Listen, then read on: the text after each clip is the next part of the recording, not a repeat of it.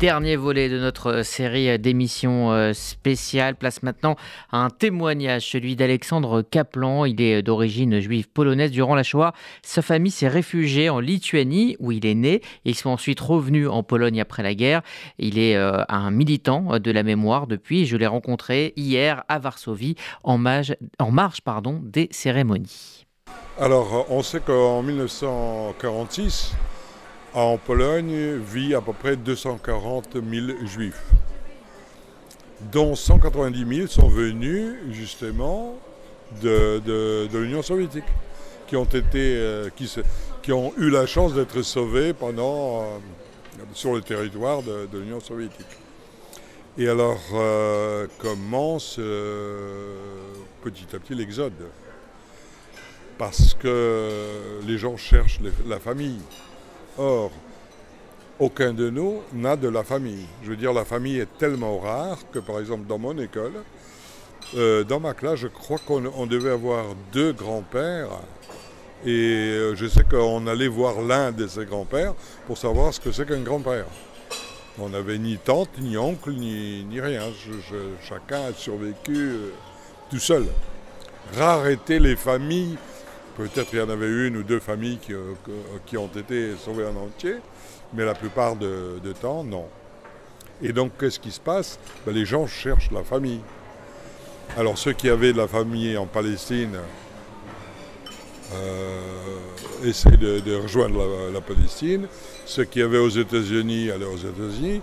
Mais bien souvent, il y a eu des cas où les gens n'avaient pas de famille, alors ils restaient dans les camps. À attendre un garant qui puisse les inviter, qui se porte garant pour eux. Et l'exemple est dans ma classe. Quand j'arrive dans mon école, de mon âge, il y a 2 classes de 36 personnes. Quand je quitte,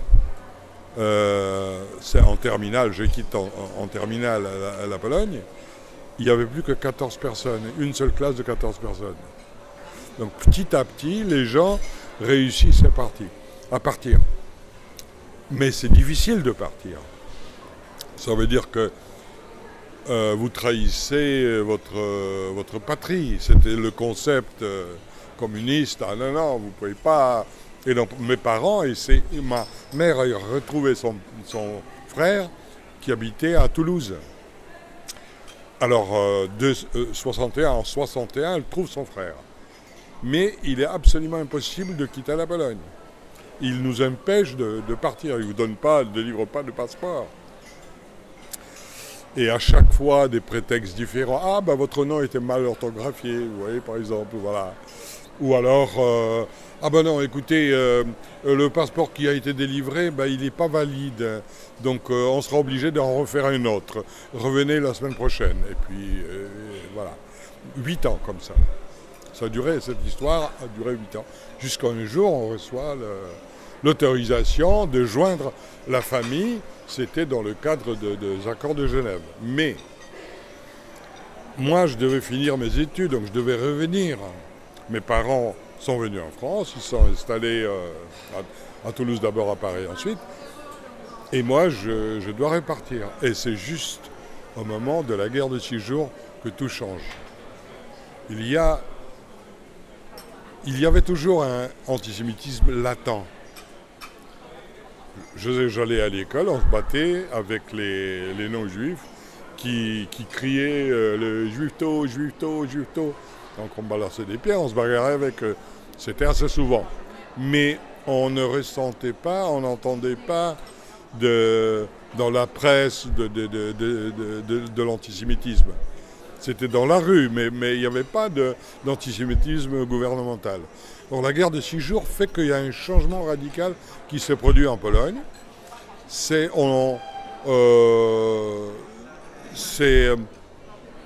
le revirement de la politique des pays socialistes, où le juif devient l'israélien, et par conséquent le juif devient l'ennemi. Et il commence, alors fin 67, il y a eu une pièce de théâtre à Varsovie, qui est joué, une pièce classique, c'est Djad de Mickiewicz, c'est une pièce classique. Et il y a une phrase là-dedans, à bas les moscovites. Et les étudiants se lèvent et tout le monde crie à bas les moscovites. La pièce est arrêtée, il y a des gens qui sont arrêtés, ça donne un mouvement étudiant. Et en 68, début 68, il y a un grand mouvement, d'ailleurs un petit peu comme chez nous en 68, un peu plus tard, il y a un grand mouvement d'étudiants. Et alors là, il faut trouver les coupables. C'est qui les coupables? C'est les coupables, on le sait, on les connaît, c'est les Juifs. Et alors, il y a le discours du premier secrétaire de parti, qui traite les Juifs d'un peuple cinquième colonne, etc., etc. Et bon, finalement, on dit aux Juifs, il n'y a pas de problème, vous pouvez rester. Sauf que les pensions de retraite sont supprimées, le travail, vous faites licencier, mais il n'y a pas de problème, vous restez là, voyons voir. Alors, si vous voulez partir, alors là, il faut rendre votre nationalité polonaise. Alors là, si vous voulez quitter la mère patrie, il faut vous débarrasser de la nationalité. Ça, vous ne pouvez pas partir avec. C'est donc pour ça qu'on parle d'expulsion. Et c'est pour ça qu'on parle d'expulsion, exactement. Alors, on entend des bien-pensants dire « Ah, il y aura plus d'appartements ». Puisque les appartements vont être vides, alors on n'a plus de problème pour avoir... En ce temps-là, il y a un grand problème d'appartements. C'est pas loin, la guerre n'est pas loin, elle est dans le souvenir de tout le monde. Les villes ont été complètement détruites, donc petit à petit, c'est reconstruit, mais il y a toujours le problème de logement. Alors là, c'est une aubaine, voyons voir. Là, on aura plein de logements, n'est-ce pas? Et donc il y en a qui disent ça. J'ai des copains qui me disaient ça, qui habitaient dans le même bâtiment que moi. Après les vacances, je dois rentrer. Ma mère me dit, est-ce que tu rentres? Je dis, écoute, c'est peut-être pas une bonne idée. Je ne sens pas, je sens un revirement. J'étais jeune, j'avais 17 ans. Elle m'a dit, bon, reste là. Et bien m'en a pris parce que j'ai des copains qui ont été emprisonnés, qui ont été mis à l'armée dans les divisions carcérales. Je veux dire, ils ont vraiment souffert. Et puis, je pensais que je ne les reverrais plus, qu'ils vont rester derrière le rideau de fer. Et finalement, ils ont eu la chance énorme. On leur a dit, écoutez, dehors, dehors. On est aujourd'hui en 2023, on est ici à Varsovie. Pourquoi vous avez dédié une partie de votre engagement, de votre vie à raconter cette histoire? Écoutez, nous, déjà, vous savez, quand on était en Pologne, Joint a financé des colonies de vacances pour les enfants. Et donc, toute une communauté juive s'est retrouvée dans ces colonies de vacances. Eh bien, on se retrouve toujours en Israël, tous les 3 ans. Les Juifs qui ont été obligés de quitter la Pologne, qui ont immigré dans le monde entier. Il y en a partout en Australie, au Canada, aux États-Unis, à Singapour, en Afrique du Sud, il y en a partout. Eh bien, on vient tous les 3 ans en Israël se retrouver là, et ça dure depuis...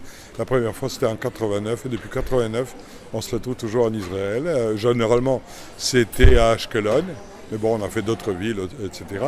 Et tout le monde vient, et on a une grande... si vous voulez, étant donné qu'on n'avait pas de famille, on n'avait pas de frères, sœurs, oncles, tantes, nos parents étaient seuls, la famille, c'était nous.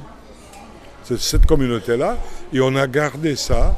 Et aujourd'hui, quand je vais à New York, ou je vais à Varsovie, ou je vais à Sydney, ou n'importe où, quand je retrouve mes copains, c'est comme si on retrouvait la famille.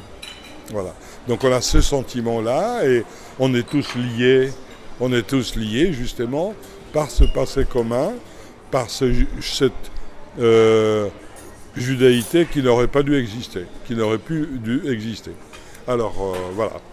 Vous en voulez à la Pologne? Moi, la Pologne, non, on ne peut pas. Alors, j'ai un enseignement absolument incroyable de Spielmann, vous savez, le pianiste. Je connais son fils, j'ai connu sa femme. Et nos parents, ils n'en voulaient pas à des peuples. Ils en voulaient à des personnes concrètes qui ont commis des exactions. Nous, la deuxième génération, je pense qu'on est plus sévère que cette génération-là.